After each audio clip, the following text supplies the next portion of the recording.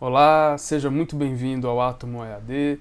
O meu nome é Elton, eu sou professor de Química e eu vou acompanhar vocês nesse estudo, começando hoje com a aula sobre materiais e as suas propriedades.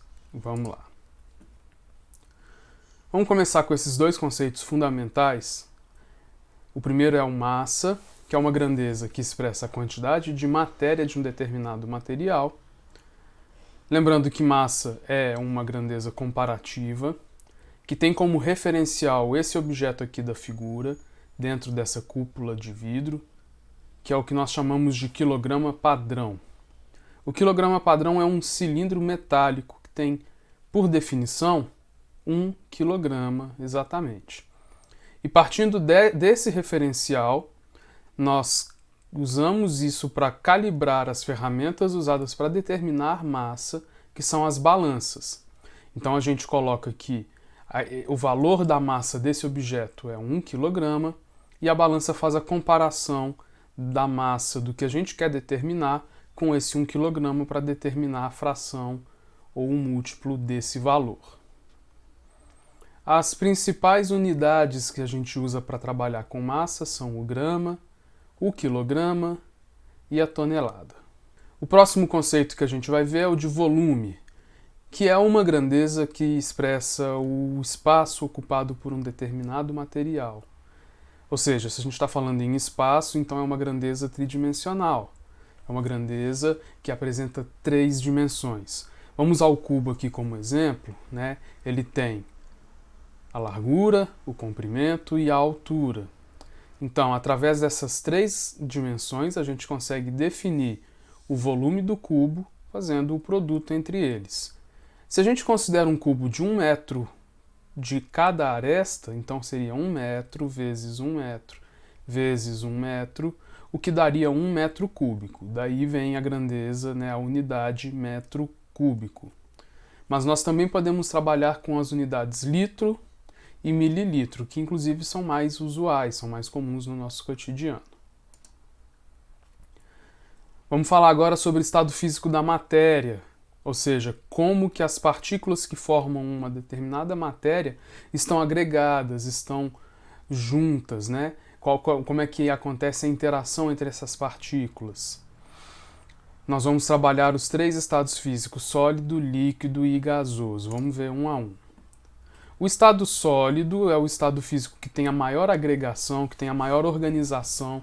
Então as partículas do sólido estão todas muito próximas, muito organizadas. Elas têm uma movimentação muito baixa, então a energia dessas partículas é mais baixa naturalmente. E esse alto índice de organização e agregação conferem ao sólido uma característica extremamente importante. O sólido ele tem o formato definido. Ele não se adequa ao formato do recipiente que o está contendo. Então, por exemplo, se eu tenho um cubo de gelo e eu pego esse cubo de gelo e coloco ele num recipiente esférico, ele não vai ficar esférico por causa disso. Ele vai permanecer com seu formato cúbico. Dá para ver aqui pela imagem, né, que as partículas do sólido são todas muito próximas, muito juntas e muito organizadas. Já o estado líquido é um estado físico que tem um estado de agregação intermediário, ou seja, é menos do que o sólido, mas vai ser mais do que o gasoso. As partículas do líquido elas estão um pouco mais afastadas, elas estão mais desorganizadas, elas têm uma taxa de movimentação um pouco maior e isso faz com que o líquido não tem um formato definido, uma forma própria. Ele se adequa ao formato do recipiente que o contém. Então, se eu pego uma quantidade de água e ponho em um copo cilíndrico, o líquido vai ficar nesse formato cilíndrico. Se eu mudo esse líquido para um recipiente cúbico, ele adquire o formato cúbico daquele recipiente. Por fim, nós temos o estado gasoso, que é o estado físico que tem a maior desagregação, a maior desorganização, uma taxa de movimentação muito alta, as moléculas estão se movimentando o tempo inteiro e, por conta disso, você tem o gás tendo uma tendência de ocupar o maior volume possível. Como é que a gente percebe isso? Considera um ambiente fechado que você libera um gás em um determinado canto desse ambiente. Daí, a um certo tempo, esse gás vai se espalhar e a gente vai conseguir perceber o cheiro desse gás em todo o ambiente, dentro, né, onde foi liberado esse gás. Então, isso é uma demonstração de que o gás ele ocupa o maior volume possível. Além disso, ele exerce uma pressão sobre as paredes do recipiente. Como assim? As partículas, por estarem em movimentação alta, em uma alta velocidade de movimentação, elas colidem com as paredes do recipiente. E essas colisões geram o que nós chamamos de pressão do gás. Os estados físicos, eles não são imutáveis. É possível que uma matéria em um determinado estado físico mude para outro estado físico, dependendo de duas grandezas, que são elas a temperatura e a pressão. Essas variáveis, né, elas podem variar e, ao variarem, elas podem mudar o estado físico de uma substância.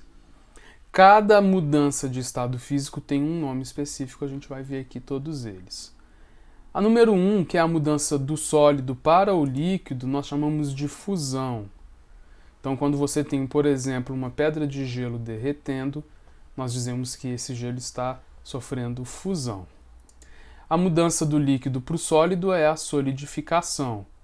Então, se você pega uma água e põe ela no freezer e ela vira gelo, ela passou ali por uma solidificação. A evaporação ou ebulição é a mudança 3, que é a do líquido para o gasoso. Lembrando, gente, que evaporação é diferente de ebulição. O estado inicial e o final são os mesmos. Partem do líquido e chegam no gás, mas a maneira como isso ocorre é diferente. Na evaporação, a mudança ela é espontânea e ela é natural.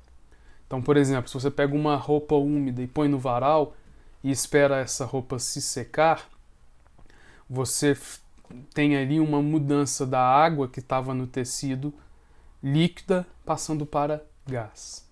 Só que você não precisou aquecer, você não precisou variar a pressão daquela roupa para que essa mudança acontecesse. Já na ebulição, essa mudança ela acontece com uma variação de pressão ou de temperatura.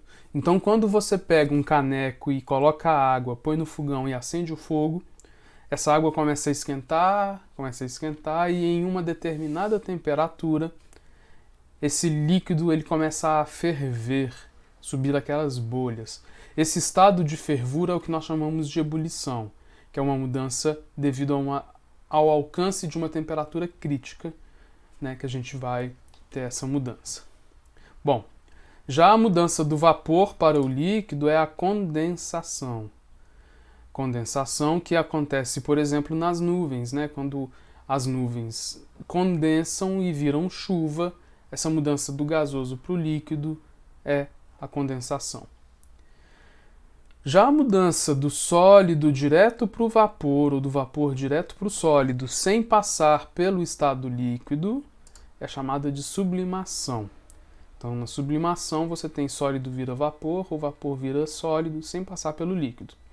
Um exemplo que a gente tem da sublimação, quando a gente vai comprar picolé na rua e aí o vendedor de picolé ele abre aquela caixinha dele ou o carrinho, sai aquele vapor branco, né? Aquilo dali veio do chamado gelo seco.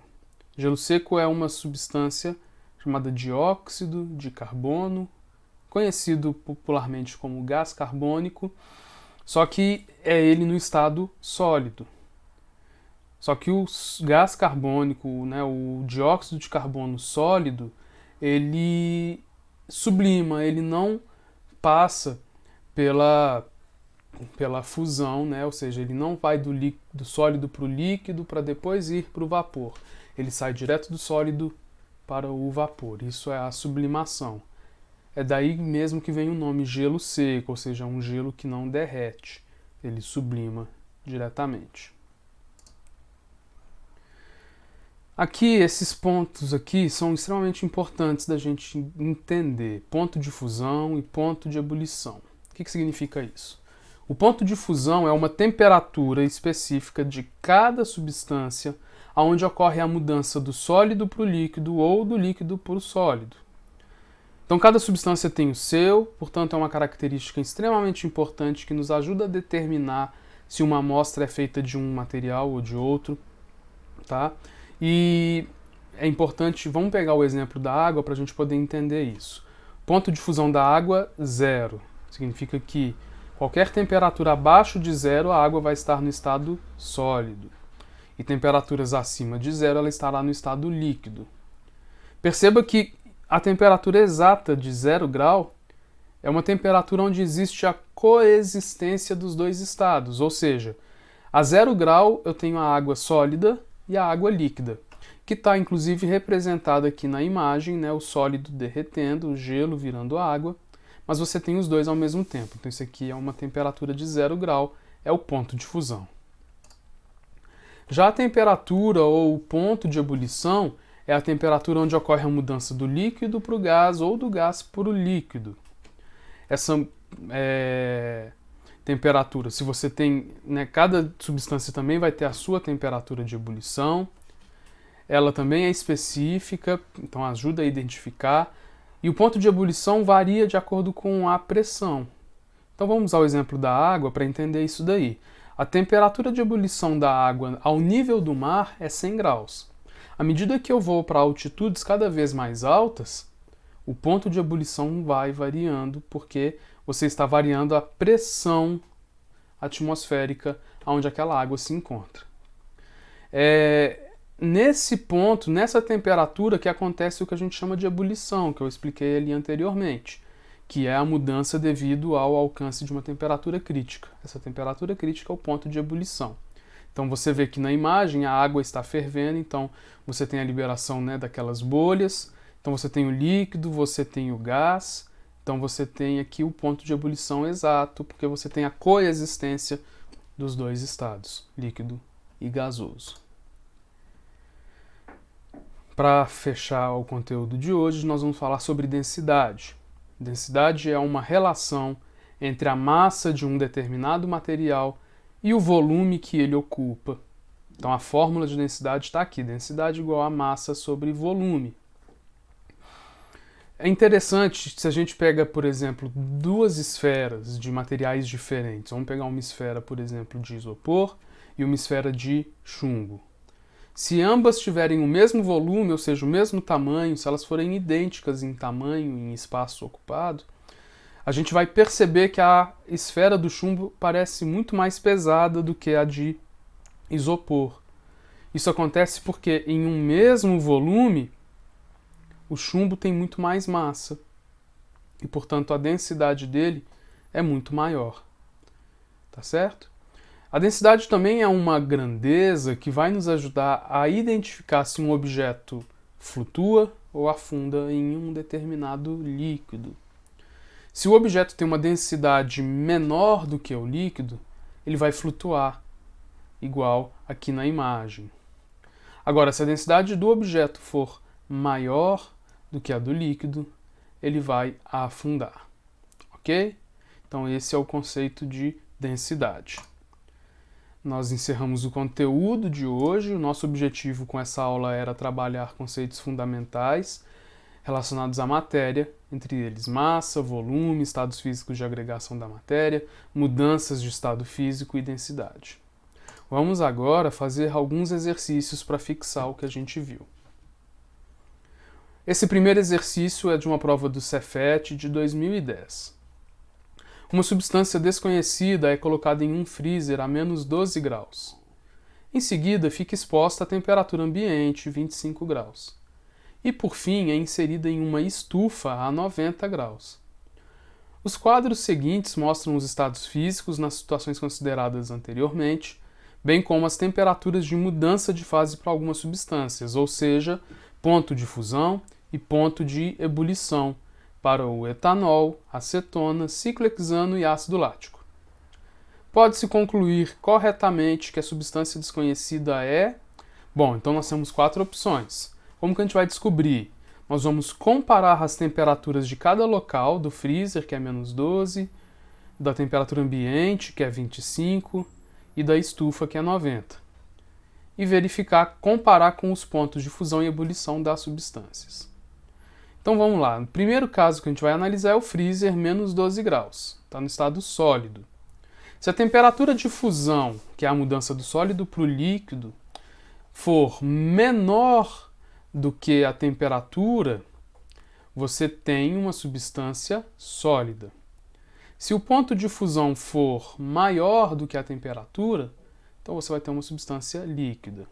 Olha aqui no caso do etanol. Menos 12 é maior do que menos 117.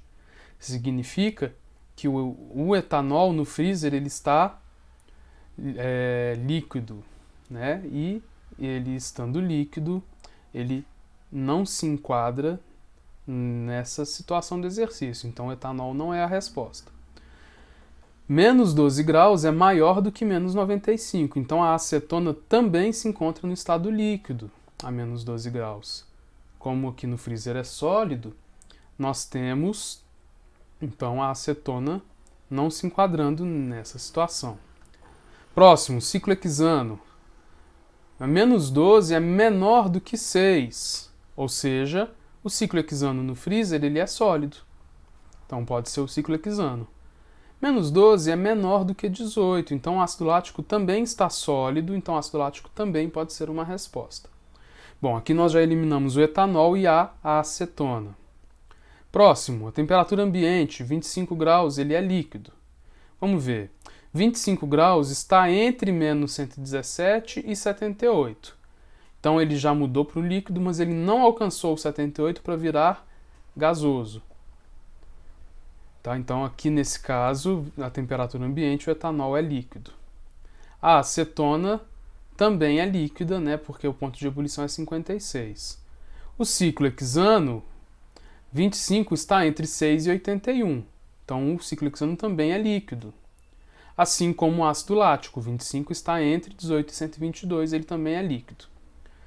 Então vamos para a estufa, que é a próxima situação. 90 graus. A 90 graus, o etanol está gasoso, é maior do que 78. A acetona também está gasosa, porque 56 é menor do que 90. O ciclo hexano também está gasoso, porque 90 é maior do que 81. Mas o ácido lático, 90, está entre 18 e 122, então o ácido lático é líquido. Então a única substância que é sólida no primeiro, líquida no segundo e no terceiro é o ácido lático. Resposta à letra D. Próximo exercício. A figura abaixo mostra um experimento realizado em uma aula prática de química em que 3 objetos, 1, 2 e 3, de massas e formatos diferentes, foram imersos em recipientes graduados contendo água. Então, na primeira imagem, um recipiente sem nenhum objeto, um volume de água de 25 ml. Na segunda figura, você tem o recipiente, o objeto número 1, que tem massa igual a 15 gramas, e veja, se a gente graduar aqui também, mudou de 25 para 30, então ele aumentou 5 ml, que é o volume do objeto, 5 ml. Já a figura 2, você tem um objeto de 45 gramas e o volume subiu de 25 para 35, então o volume aqui é 10. E no último aqui você tem um objeto de massa 60 e o volume variou de 25 para 45, portanto 20 ml. Como que nós vamos descobrir o que o exercício nos pede, que é isso aqui, ó? Nessa situação, os objetos constituídos do mesmo material são apenas os de números 1 e 2, 1 e 3, 2 e 3 ou 1, 2 e 3. Para a gente determinar isso, a gente vai precisar trabalhar com a densidade. A densidade é a massa dividido pelo volume. A massa já está aqui, ó, 15 é a massa do objeto. O volume do objeto é o tanto que ele deslocou de água. Se nesse primeiro ele passou de 25 para 30, então ele deslocou 5 ml, esse é o volume desse objeto. 15 dividido por 5 dá 3 gramas por mililitro. Essa é a densidade do primeiro. Para que um objeto seja considerado do mesmo material de outro objeto, ele tem que ter as densidades iguais. Então vamos ver o próximo. Densidade 2. A massa é 45, mas o volume passou de 25 para 35, ou seja, subiu 10. 45 dividido por 10 dá 4,5. Perceba que a densidade dos dois é diferente, então 1 e 2 não são do mesmo material. Agora o 3.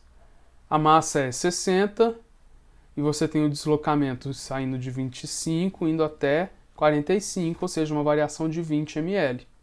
60 dividido por 20 dá 3 gramas por mililitro. Então o objeto 1 e o 3 têm a mesma densidade, portanto eles são os que são formados do mesmo material. Ok? Próximo exercício. A densidade é uma propriedade específica de cada tipo de material. Objetos feitos com o mesmo material e estando sob as mesmas condições de temperatura e pressão, ainda que tenham formatos diferentes, possuem a mesma densidade. Matematicamente, a densidade D é obtida por meio da relação D igual a m sobre V, onde m é a massa do objeto e V é o seu volume. A seguir, temos 4 sólidos maciços. O que é maciço? Que não tem nenhuma cavidade interna. Todos feitos a partir de uma mesma substância e postos sob mesma pressão e temperatura, tendo dessa forma a mesma densidade. Então, o objeto 1 é um prisma reto de base quadrada e volume V1. O objeto 2 é um cilindro circular reto de volume V2. O objeto 3 é um prisma reto de base triangular e volume V3. E o objeto 4 é um prisma reto de base retangular e volume V4. Sabendo-se que V3 é menor do que V4, que é menor do que V1, que é menor do que V2, o objeto que apresenta a maior massa é... Bom, ele me deu os volumes, falou que a densidade para todos é a mesma, porque são do mesmo material. Então eu vou usar a relação densidade igual a massa sobre volume. Se as densidades são iguais, ou seja, a densidade é constante, qualquer variação na massa, por exemplo, se você diminuir a massa, você tem que fazer a mesma variação no volume, para que essa densidade permaneça constante. Se você fizer um aumento da massa, você vai ter também um aumento do volume para compensar e manter a densidade constante. Ou seja, se o volume do 3 é o menor e o volume do 2 é o maior, aumentar o volume também causa um aumento da massa. Portanto, a maior massa é o do objeto 2. Ok? Próximo. A tirinha abaixo apresenta de forma bem humorada os estados físicos da água. Então nós temos aqui o bidu, temos um cubo de gelo, e esse cubo de gelo derrete, vira água, e depois ele evapora e vira uma nuvem. E aí o bidu fala: seu caso de personalidade tripla é realmente muito sério. Observe o esquema abaixo que representa as transformações físicas da matéria. Então eu tenho o sólido, o líquido, o gasoso e as mudanças. Nós já vimos aqui esse diagrama. Em relação às mudanças de estado físico da água, assinale a alternativa correta. Então vamos lá. Letra A. O processo 1 corresponde à fusão. Então nós vimos que a mudança do sólido para o líquido é a fusão, então está correto. Ocorrendo um afastamento das moléculas de água. Veja, a mudança do sólido, que é muito organizado, para o líquido, que é intermediário, tem um afastamento. As moléculas do líquido são mais afastadas do que as do sólido. Então isso está correto, a resposta já é a letra A. Mas nós vamos analisar as outras, porque elas estão erradas. Letra B. O processo 3 está aqui, corresponde à sublimação, ocorrendo com a absorção de energia. Sublimação, gente, é a mudança do gasoso para o sólido ou do sólido para o gasoso. E a 3 é do líquido para o gasoso, então essa B já está errada por conta disso. C. A formação das nuvens apresentada na tirinha, está aqui no terceiro quadrinho, ocorre através do processo 1. Então você teve o sólido virando gás, quer dizer, o sólido virando líquido, é isso que aconteceu aqui, porque o processo 1 é a mudança do sólido para o líquido, né? Mas não, o que teve foi uma mudança do líquido para o gás. Então, do líquido para o gás é a 3, então essa C também está errada. A formação do granizo é decorrente do processo 4, ou seja, o processo 4 é o vapor virando líquido. O granizo, ele é uma transformação para que vire sólido, não para que vire líquido. Então, não é o processo 4. Por isso aqui também está errado. Mais uma. A água é encontrada na natureza em vários estados físicos, e a sequência de transformações sofridas pela mesma é denominada ciclo da água. A figura seguinte representa duas etapas desse ciclo. Então eu tenho aqui, ó, a primeira etapa, né, o rio, a água evaporando, e depois eu tenho a nuvem e a chuva caindo. Então a mudança aqui do líquido para o gás e aqui do gás para o líquido. As etapas do ciclo da água representadas na figura pela seta são chamadas de calefação e liquefação, ebulição e ressublimação, vaporização e sublimação, evaporação e condensação. Olha, gente, a mudança do gás para o líquido é a evaporação, quer dizer, do líquido para o gás é a evaporação ou a ebulição. Aqui nesse caso é uma evaporação porque a água não está fervendo. Já a mudança do gás para o líquido é a condensação. Portanto, a resposta é evaporação e condensação. Bom, pessoal, então encerramos a nossa aula de hoje, continuaremos na próxima. Bons estudos, até lá!